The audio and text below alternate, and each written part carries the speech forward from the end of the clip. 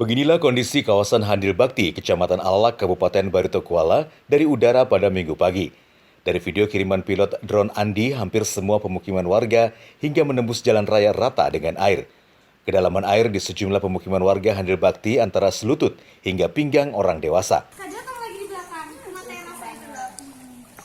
Kemacetan terjadi di jalan raya saat warga ingin mengevakuasi sanak saudaranya. Selain di Handil Bakti, Desa Puntik, Kecamatan Mandastana, Batola juga diterjang banjir tinggi. Relawan bersama warga bahu-membahu membantu evakuasi dan menyalurkan bantuan. Salah satunya seperti yang dilakukan pengurus Masjid Al-Ihsan Komplek AMD Permai, Banjarmasin. 2 unit mobil pengangkut kebutuhan sembako untuk warga dikerahkan ke Kompleks Semangat Dalam dan kawasan Mandastana. Namun tingginya air membuat upaya menerobos banjir tidak bisa dilakukan. Akhirnya secara estafet, bantuan disalurkan ke titik lokasi banjir terdalam. Dari Mandastana, Kabupaten Batola, Kalsel, 1net.